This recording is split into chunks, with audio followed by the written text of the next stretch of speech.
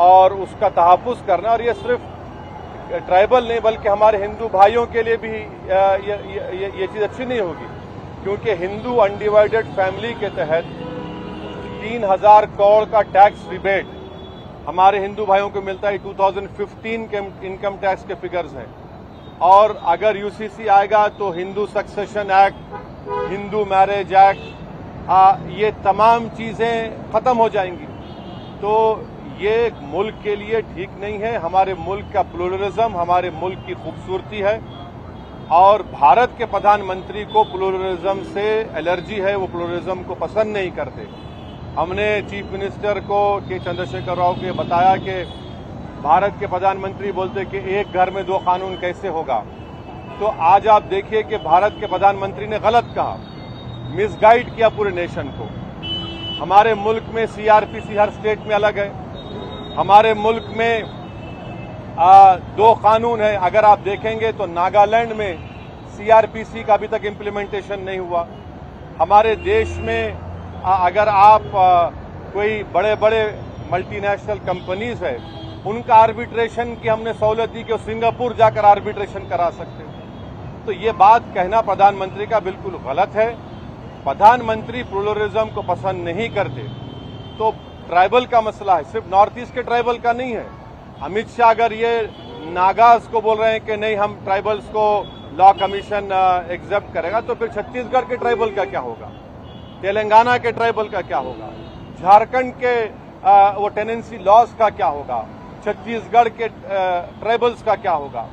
तो ये भारत की खूबसूरती उसका प्लुरलिज्म है, उसकी डाइवर्सिटी है, जो आरएसएस और बीजेपी को पसंद नहीं आती है। तो इसलिए हम सीएम से बात किए और चीफ मिनिस्टर ने साफ और वाज़े अल्फाज में, in clear cut terms, chief minister ने कहा कि बीआरएस पार्टी यूसीसी का अपोज करेगी। बल्कि चीफ मिनिस्टर आगे बढ़ के ये बात कहे हैं कि वो लाइक माइंडेड पार्टी से भी बात करेंगे। हमसे भी कहा कि हम भी जाकर लाइक माइंडेड पार्टी से बात करें। मैं तेलंगाना के डेलीगेशन के बिहाफ पे तेलंगाना के सीएम का शुक्रिया अदा करता हूं कि उन्होंने इन नो क्लियर का बल्कि क्लियर कट उन्होंने कहा कि हम यूसीसी का अपोज करेंगे। और देश में बहुत ज़्यादा दूसरे मसाइल हैं और उन मसाइल पर बीजेपी नाकाम साबित हो रही है, इसीलिए बीजेपी ये सब चीज़ें देश के सामने ला रही है। तो हम उनका शुक्रिया अदा करते हैं। उनकी पार्टी की तरफ से भी एक प्रॉपर मेरे ख्याल से आप लोगों को स्टेटमेंट भी आएगा। और मैं आपके जरिए से हमारे आंध्र प्रदेश के हमारे दोस्त जो चीफ मिनिस्टर जगन मोहन रेड्डी है, उनसे भी मैं अपील करूंगा कि जगन मोहन रेड्डी के हम आंध्र की पॉलिटिक्स को समझते हैं, मगर हम उनसे अपील कर रहे हैं कि वो उनकी पार्टी यूसीसी का अपोज करे।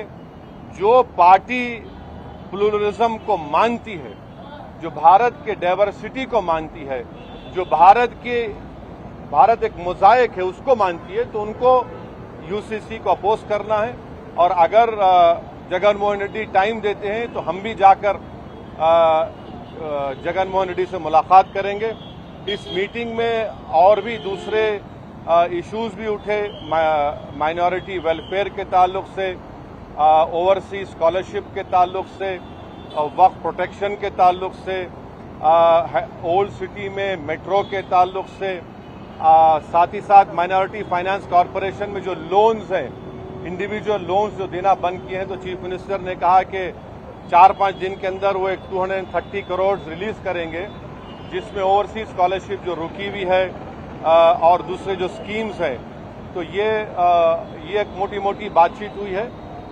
तो हम ये सेक्रेटेरिएट के मसाजिद को जल्द से जल्द और जो दूसरे रिलीजियस स्ट्रक्चर्स हैं वहाँ पर प्लेसेस हैं उसको भी खोला जाएगा। और गच्चीबौली में जो इस्लामिक सेंटर है उसका भी काम शुरू होगा। ये बहुत से इश्यूज के ऊपर सीएम ने हमसे कम 1.5-2 घंटे बातचीत हुई है।